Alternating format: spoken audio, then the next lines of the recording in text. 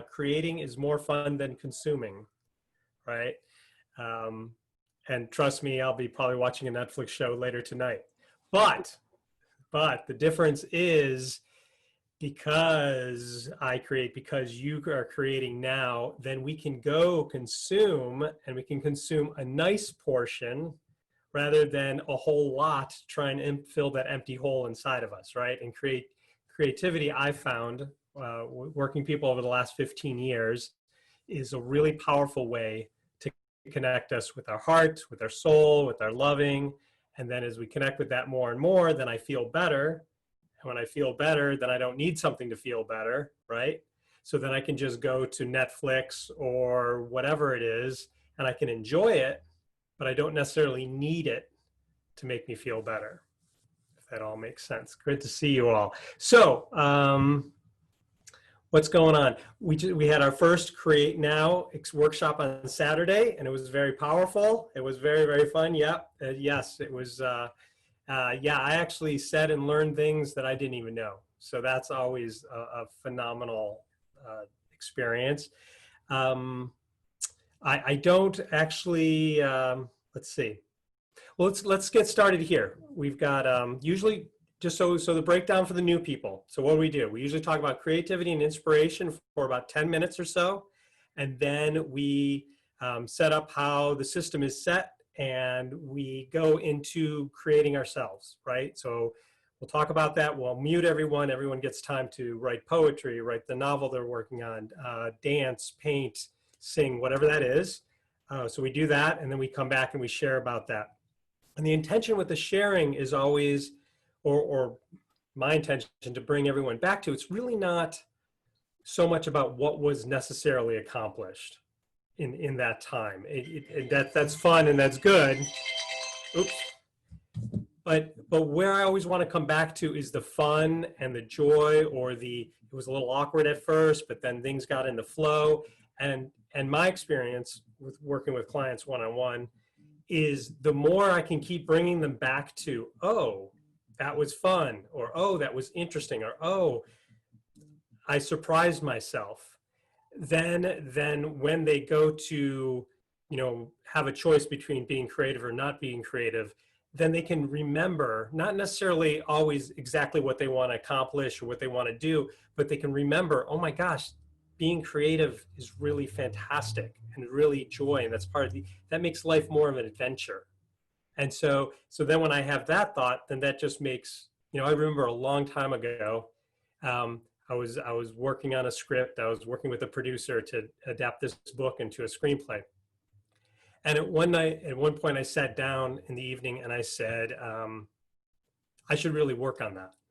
I really should work on that script tonight. And then all of a sudden I realized, I said, oh, I actually want to work on it.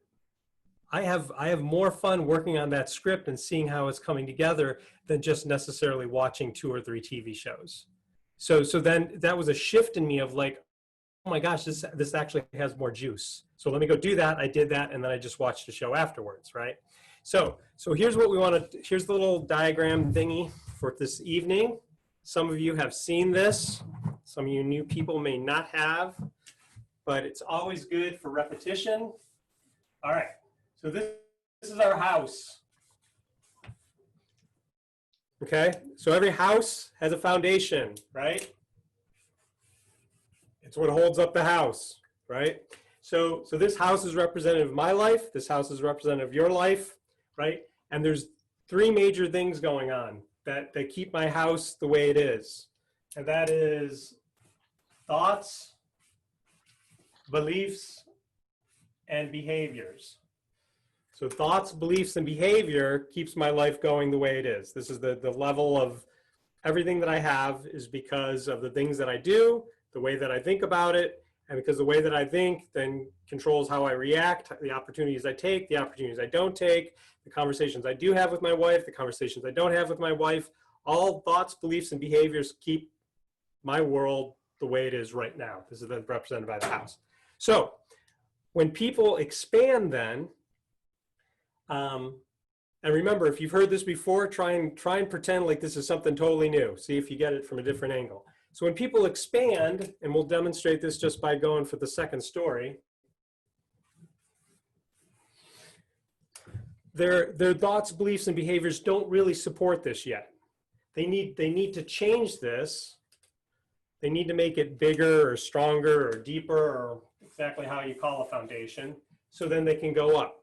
So they need to change the thoughts, beliefs, and behaviors to go up. So as all of us are gathering here tonight and doing more of our creativity, one of the really big byproducts that I've seen of being creative is that we experience more joy and more fun, and as we do it long enough, empowerment. And empowerment means, very simply, I can make a difference in my life. And then at some point it shifts from I can make a difference in my life, then I can make a difference in the lives of my loved ones. And then empowerment is, oh, I can make a difference in the world.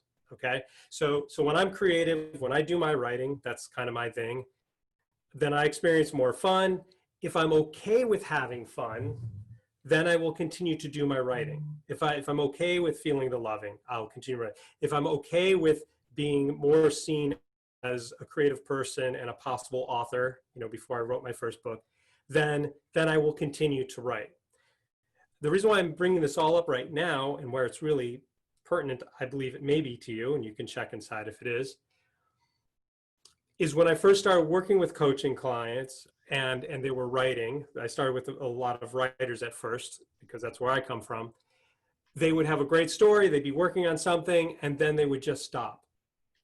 And what would happen was, what I realized, and as I connected with them and got clearer, as they were writing, they experienced more joy, happiness, empowerment, but their foundation was still the small foundation. And what that means is that small foundation is every one of us. I'm going to be so bold to say this, and you can check in for yourself. Every one of us has a certain level of joy and happiness that we can tolerate, that we're okay with, that we're worthy of, that it's okay to be so connected with God, or it's okay to be connected with loving to this degree. So this foundation we have, as we build the second story up, as we're more creative, as we expand our life and do more of what we want, it's important for us to check in and say, is it okay to be happy? Is it okay to have fun? Is it okay to be worthy of creating what I'm creating? And as we say more, yes and yes, yes it is. It's okay. I'm another human being. It's okay to do this. It's good to feel happy. It's good to feel the loving, because then I have more to share with other people, right? The more loving and happy and empowered I am, then I can role model that to my kids. I can share that with Amy, then our relationship can get better. I can actually make possibly a difference in the world, as I shift my focus there. So the reason why I'm bringing this up is right now we have 25 people on the call. If you're on gallery view, you can see that. We had 25 people last time. So I looked at the numbers, and we've had about, I don't know, somewhere around 80 different people so far come and go. We have a nice solid core, which is awesome. Great to see you guys. And then people come and go, right? And I'm bringing this up because each one of us has to be okay with owning more happiness and empowerment. Otherwise, I just won't see you next week. That's just part of it. Now, of course, you might be busy, you have plans, someone comes in from out of town, by all means. You may not make every Tuesday, I totally get that. But if you're not okay with really birthing your creative project or moving on your dreams and goals, and if you're not worthy of that and happy, then you'll just fade away. And my intention is really to see this grow, because I've really seen, when I work with people one-on-one, their entire lives get better as they demonstrate and be more creative, and they share that. So this is how I see one of the ways that I can help make the world a better place, is by having Let's Create Tuesday and have people tap into their creativity, and then you go off and live your life. And as you keep coming back and do your own thing creative more and more, then you just share that love and joy with your little world, and all our little worlds start bumping into each other, and that makes a better big world. I love it. And just everything you said, I guess it really struck me, that consumerism versus creativity. I mean, it was like a bitch slap, quite honestly. Yeah, I've never had my coaching called bitch slap at all, and it was like a bitch slap. And you said it with a smile on your face, so that's beautiful. All right, I'm just putting that in the comments just so I have that for later. I think that's going to be the email that goes out next week. We'll see. We'll see what the click open rate is. That's what we'll see what's going on. All right. Hey.